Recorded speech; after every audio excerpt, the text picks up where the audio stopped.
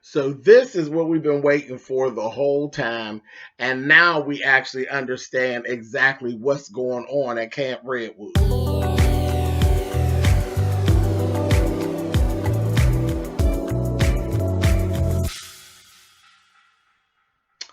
Hey guys, thanks so much for clicking on the video. This is my review for American Horror Story 1984. It's the season 9, episode 7. Listen, so we start right off with flashbacks, and you know that's like my favorite part. Flashbacks, so I can know what the hell is going on. Camp Golden Star is actually what it was called before. So what we found out is that in 72, that wasn't the first massacre. There was actually issues back in 1948. Okay? So 1948, we see two little boys, Benjamin and Bobby. Of course you know who Benjamin is, Mr. Jingles. Okay?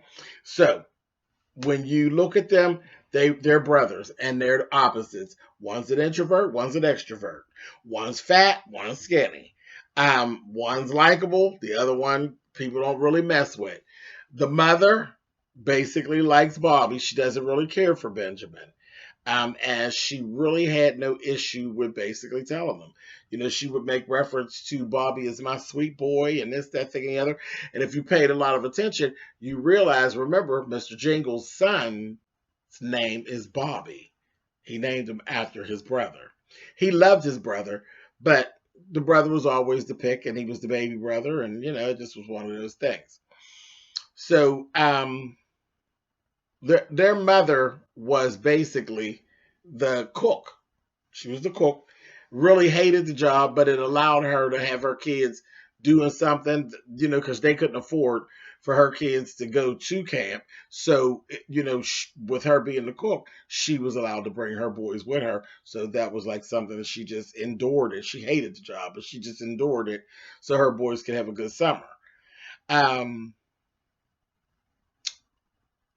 There was this one particular time she had just got done fussing at them, and she told Benjamin, Bobby said he wanted to go swimming. So she said, don't take your eye off of Bobby at all. I said, oh, shit. Here we go. I knew, I said, this is the Voorhees story, honey. We're going into the Voorhees story. So they go on down, and Benjamin tells Bobby, sit there at the end of the pier. Do not move. The lifeguards had actually gotten, there was a male one and a female one. They got off of the pier and went, and Benjamin then followed them back in the bushes. Baby, they went back in the bushes and they getting down, honey. Old nasty lifeguard girl, Miss Baywatch girl, was giving gonkage, gonkage, gonkage, honey.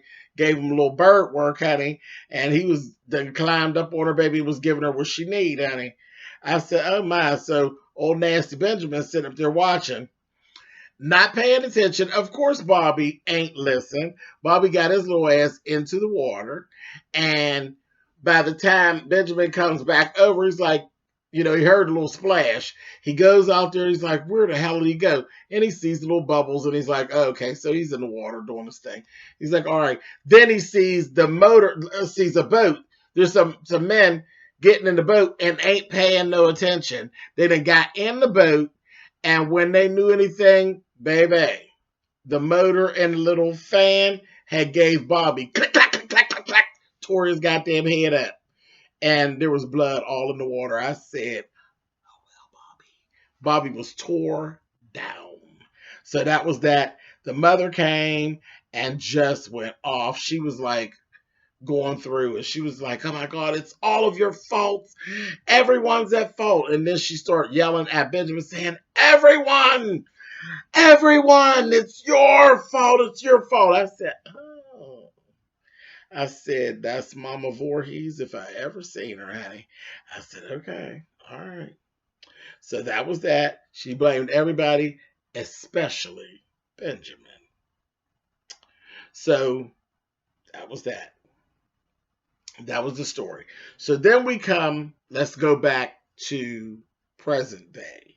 Well, 1984. Well, it ain't 84 anymore. It's whatever the year, 1985 at this point. No, I'm lying. We up to like 1990. It's like 1990. The 80s is gone. We're up to like 1990s because Brooke was in jail for 5 years. She's in jail for 1,825 days. Okay, and Donna and Brooke, we see them checking into, well, they check into this hotel room, and she told her, the drug that I switched out, the lethal injection, the last drug, I switched it out for some other drug, and you're going to basically, you're going to be addicted, and I have to work you through it and wean you off of it. So she was real mean to her and stuff, but she basically went through a withdrawal, a couple days. They was in there about a week or so, getting her off of it.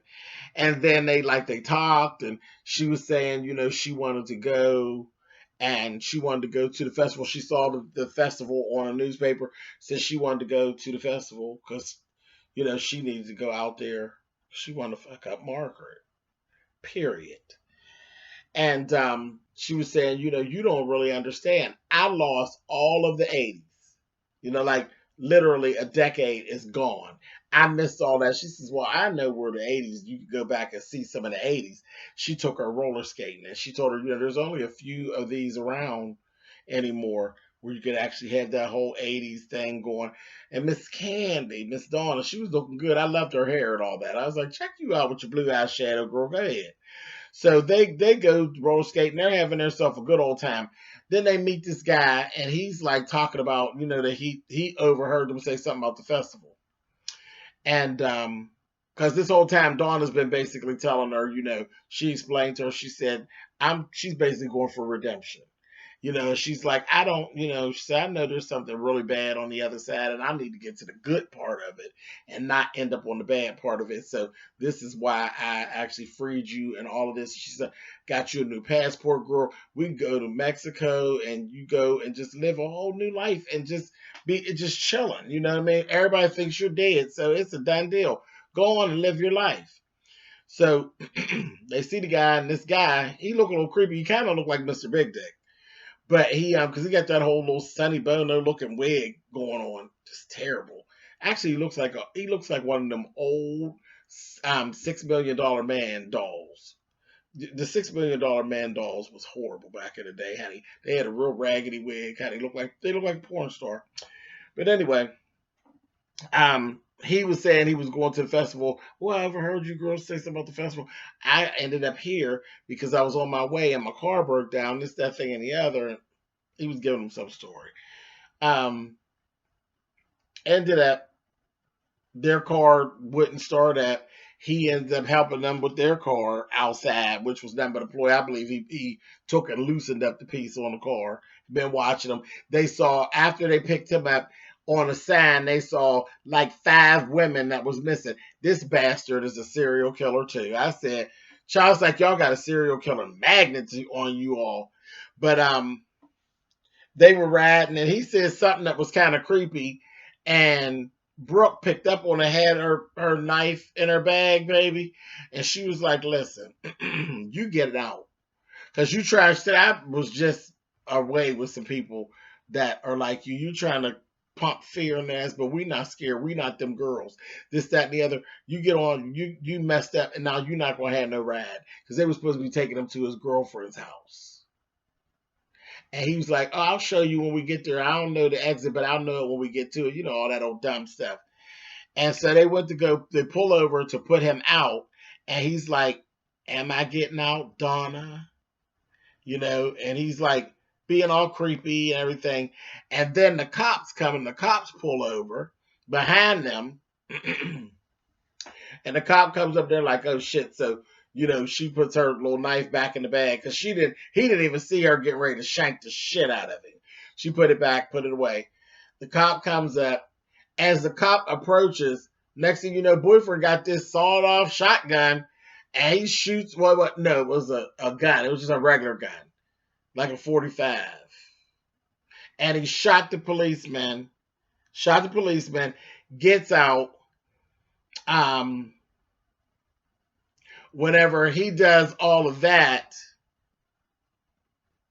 the two of them hit it. When he get out the back seat, mess with the policeman, Donna and Brooke hit it, baby, and they gone. Then he goes and stands over top of the cop and just shoots the cop point range in the head and all of that. And I was like, oh my God. So they hit it, and I'm like, ooh, good, they got away from him. Now let's switch on over. Jingles.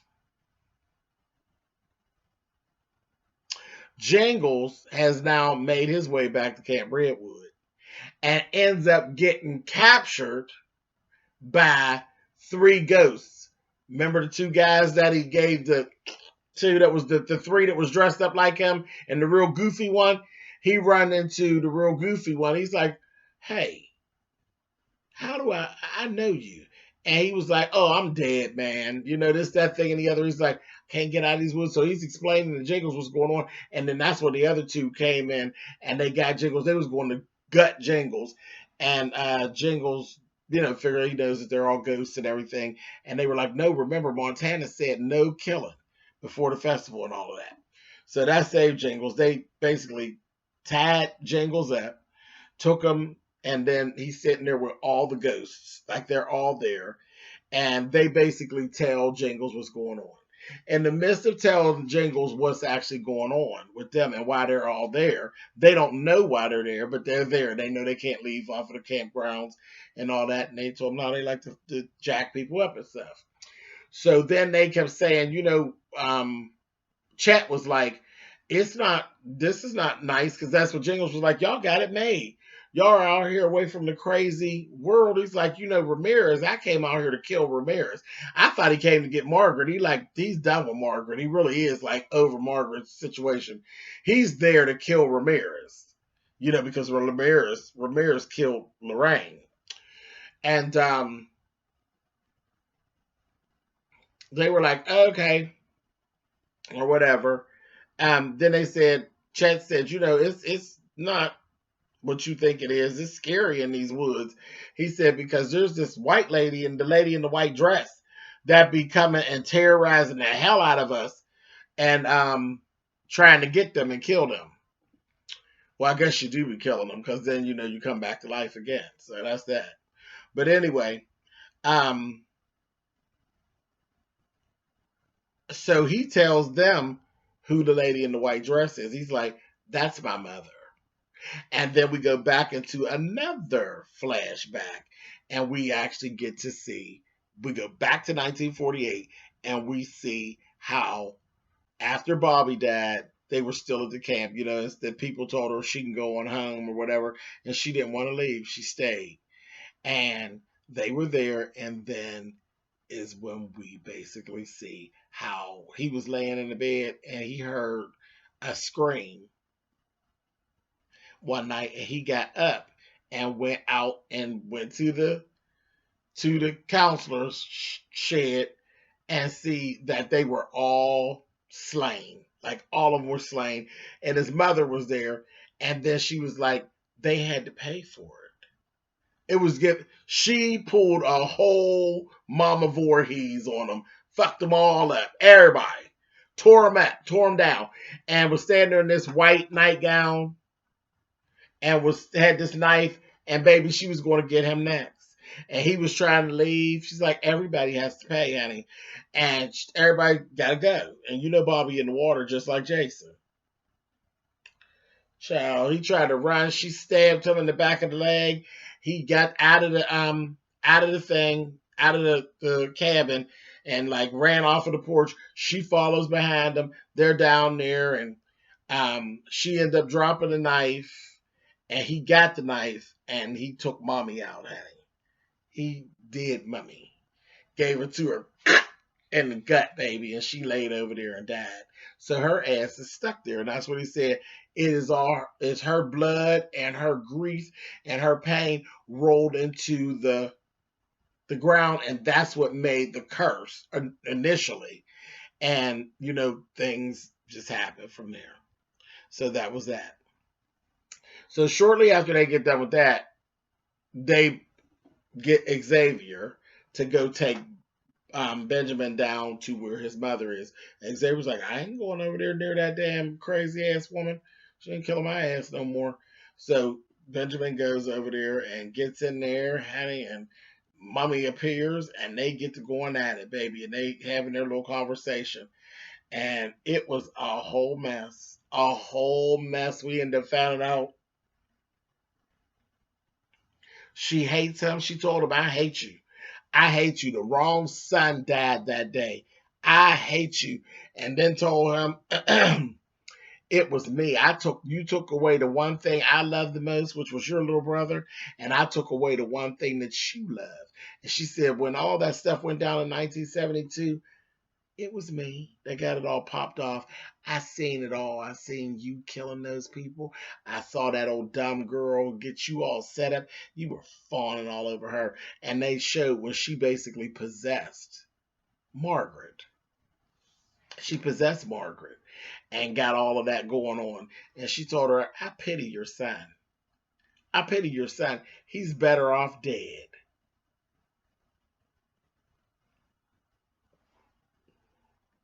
And she let him know, this will never end because I won't let it. I won't let it end. I will continue making you miserable for the rest of your days. She said, I was running around here looking for my other son, but I could never find him. And I'm believing that Bobby was absolutely innocent. Bobby ain't have no transgressions or nothing. So Bobby probably actually did release and went on to heaven because he was an innocent kid. And everybody else stuck, child. So that was that. Um, then we flip back to what's going on with Donna and Brooke. They finally get up the road. They pull up behind this pickup truck, at the light. They're at the light and they're like, whoo, girl, we finally got away from him. And behind them, baby, we see a police car coming, honey, and then bang, honey. He rear ends them and makes them smash into the person in front of them. And then when the guy in the truck gets out, because they're all banged up and knocked out, when the guy in the truck gets out, he takes it was the damn other serial killer. He takes a sawed-off shotgun and shoots that guy. Now, Brooke ends up waking up, and he's sitting there, got her inside the truck. She in the driver's seat, he in the passenger seat. So you gonna go on? Yeah, we get ready to go. This, that, and the other. Look up. Boyfriend got when he hit them, he gonna say, "Karma's a bitch, girls." A mess. Next thing you know, Brooke wakes up. He got a gun in her face. Got that sawed-off shotgun in her face. He got Donna tied to the back of the truck like Emmett Till.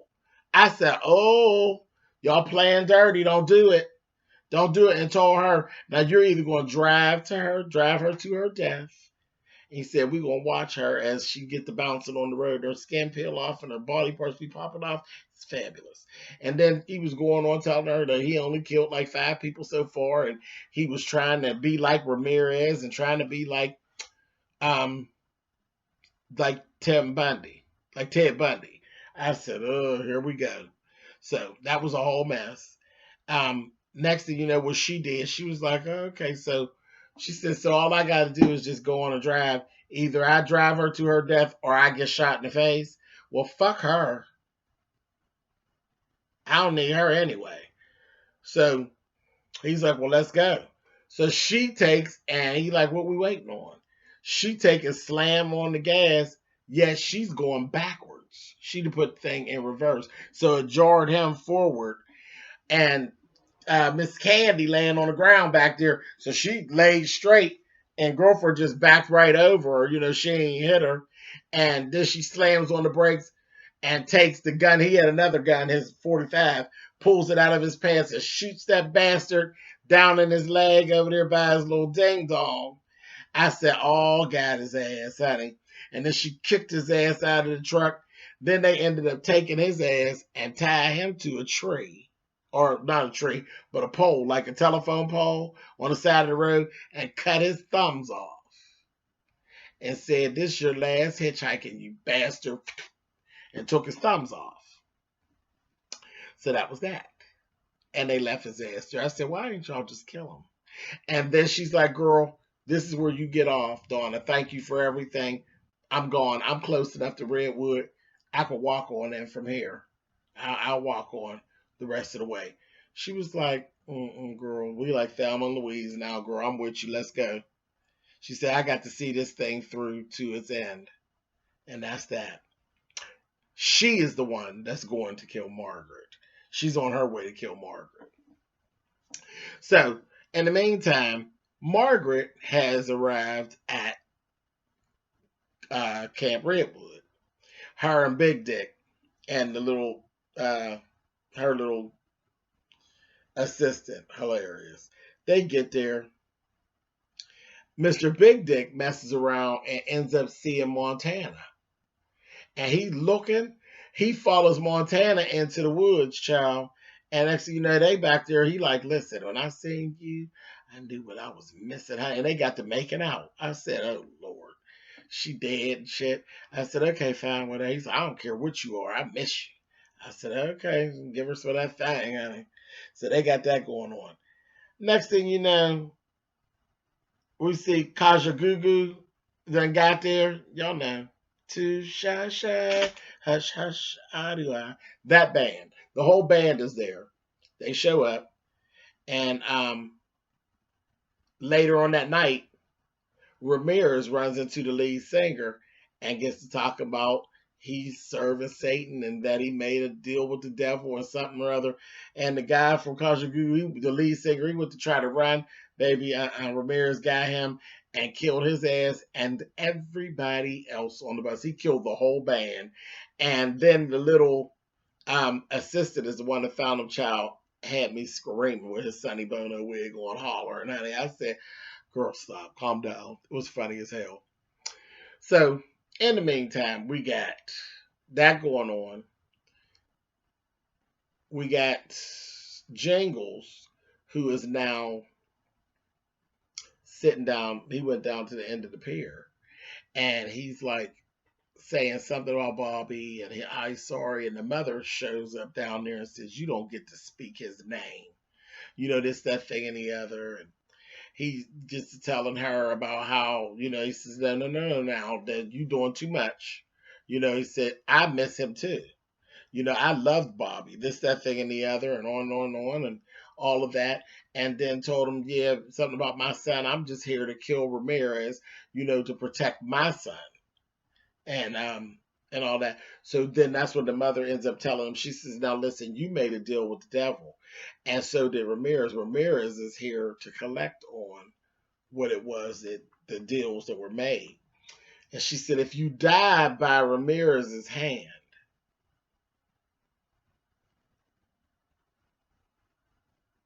you won't come back. You won't come back. And Ramirez will make sure of it. Because you double-crossed the devil. You're supposed to be out here killing and everything, and you ain't doing it. So he's going to make sure that you don't come back. He's going to do you in. But if you die by your own hand, you'll come back forever. And if you really want to protect your son, you'll do what has to be done. And she took her butcher knife and gave it to him, which, she already wanted him dead anyway. But she ain't slick because she knows that he'll be stuck in purgatory with her too. But that was that. And this part gave me this whole Pet Cemetery feel, the music and everything. I was like, oh, they're giving me Pet Cemetery tease.